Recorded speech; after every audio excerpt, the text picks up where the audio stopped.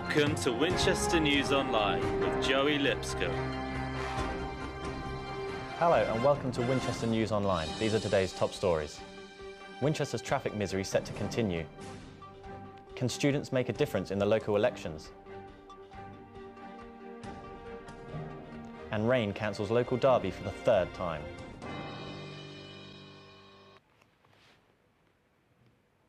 Students and staff who commute are facing delays getting into the city with the closure of a major road. Stuart Appleby went to find out how the roadworks are affecting commuters.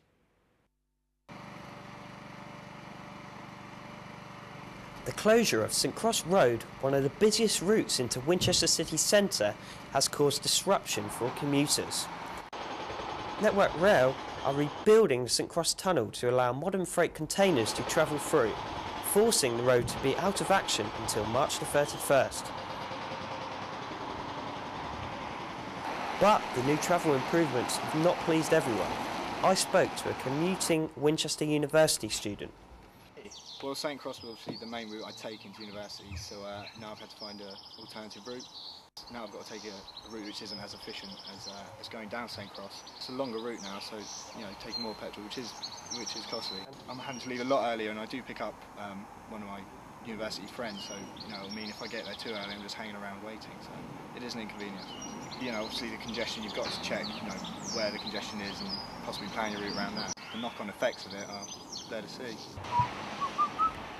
Local businesses have also been affected. We've significantly lost up to half our trade that we would normally have, so I find it really difficult at the moment. I'm a bit frustrated because no one's offered any help, so everyone's just gone no. It took a lot of work just to get some signs made from highways to advertise the fact that the pub and the fish and chip shop were still open. I know that the fish and chip shop are really struggling as well. He's just sort of quietly getting on with it. It's a difficult time. There will be some disruption while we carry out this important work, but we can assure the people of Winchester that we do what we can to keep it to an absolute minimum. Stuart Appleby, Winchester News Online, St Cross. We've all seen one of these at the cinema, but instead of telling you to turn your phone off, Orange are hanging up on one of its main stars. It has been revealed that Steve First, actor and comedian, has been released from his contract with mobile company Orange. For the last 6 years, he has starred as one of the leading roles in the Orange cinema adverts. But without him, does this mean the end of the adverts altogether? He graduated from King Alfred's College, now called the University of Winchester. Steve came back to give students a talk and advice session. Winchester News Online got an exclusive interview. I'd say, in many ways the Orange ads have been great because it's 6 years, a week every year. It's no longer, so I'm a bit sad. I've just been told it's no longer. Of being flown out to LA to stay in an amazing hotel, work with one of my best friends, and then meet all these people. That's probably the best job ever. When we asked Orange whether the advert would continue to run, an Orange spokesperson gave a statement saying, "They are not getting rid of it. They are exploring new avenues for creative executions." Conservative candidate Steve Bryan has told Winchester News Online that more needs to be done by the local council to ensure a higher turnout of student voters at the forthcoming elections. John Hopley reports. Local MPs are insisting that students must vote this summer to represent both the local constituency and national parliament. But with many students unaware that they can vote in Winchester, the City Council don't appear to be doing enough to drive home the significance of their vote. Here in Winchester it's close, it's a marginal seat. Your vote really does have the power here in Winchester to change the government of this country, and that's quite an exciting thing. The council have the responsibility as the voting authority to make sure people are aware and can register. They can always do more. It's a question of engaging with you in the university by advertising, by having someone specifically dedicated to look at the issue of student voting and to spread the word in whatever way we can. I think we perhaps need to put a little bit more in the press, in the press that students read. We perhaps hadn't had specific measures to go and look at how we engage students to vote. On a local level, Winchester has had very close calls in voting polls in the past, with the 1997 local election seat being won narrowly by the Liberal Democrats by just 2 seats. Those students who are unaware that they can vote in Winchester will certainly miss out on the chance to secure their say if the council do not put out more information. John Hopley, Winchester News Online. Police would like to speak with a male suspect in connection with an indecency incident that happened in Winchester. The suspect approached a group of 4 boys between 10 and 12 years old and made indecent remarks. Officers have released an e-fit image of the suspect. If you recognise the man or have any information on the incident, you can contact police. And now it's over to Glenn with the sport. Thanks, Joey.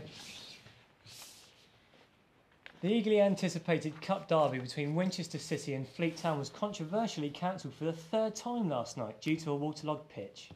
The referee called the match off an hour and a half before kick-off, leaving split views as to whether it was the correct decision. It's chucking it down with rain at the moment. The pitch is waterlogged down both wings, and in this bottom goal mouth it's quite waterlogged. So I had to make a decision on not whether we could start the game, but more importantly whether the game would finish. Yeah, I'm disappointed. Lads were well up for it after the result we got Saturday. I think it would have been a good time to play them maybe. Conditions were poor, but that could have maybe evened the game up. So yeah, overall we're a bit disappointed about it. Got to give it maybe another hour, see if it stops. Give it to at least 7:30 and then call it off. A couple of injuries which we had from Saturday, so you know, it's a shame. The morale was good going into the match, but the personnel could have been a bit stronger. Portsmouth won 4-1 in the FA Cup 5th round game against rivals Southampton. Trouble marred the tie with 11 arrests being made and more likely to follow. Non-league results now, and Eastleigh struggled to a 2-2 draw against Weston-super-Mare on Saturday. Weston's player-manager scored 10 minutes from time to gain Weston a point. The local derby between Bournemouth and Winchester also ended in a draw, the game finishing 1-1 after Zach Glassball scored a late equaliser for Winchester. There was an upset during AFC Tottenham's 4-1 win over Gosport Borough on Saturday. Gosport's young striker Rob Tambling collapsed due to a suspected heart attack. Tambling, who had been having tests on his heart before the game, collapsed in the penalty box.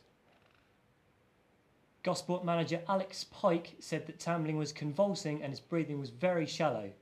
We lost the pulse and he stopped breathing. Tambling eventually regained consciousness before being taken to Southampton General Hospital and is now at home resting with his family. That's all for the sport this week, and now back to Joey. One of Winchester's celebrity sons returned to the city to host a charity quiz at the weekend. Our very own egghead Claire Ice Brandy was there.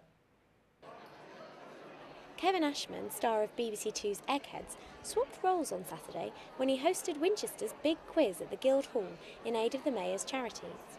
I think everybody likes quizzes, and you just have to look around and see how many pubs, clubs and any other type of institution you care to name stage them every week.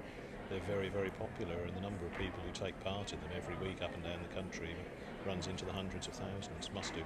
So I think it's always a banker. I quite enjoy asking the questions because I've done it for a number of mainly charity events now over the years. I've got 2 charities this year, and they're connected by their theme, which is homelessness.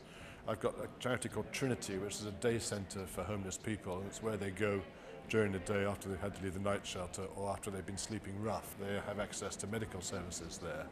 And then there's a community where people are invited to come and live and work, and they have to forego all their other benefits except housing benefit, which goes straight into the community, and they have to work in the community and they restore furniture and sell it, and they're self-funding, self-sufficient from there on. The event raised just over £1,000. The Mayor hopes that this event will be the first of many. Claire Ice Brandy, Winchester News Online. That's all for this week, and for the latest stories log on to winol.co.uk.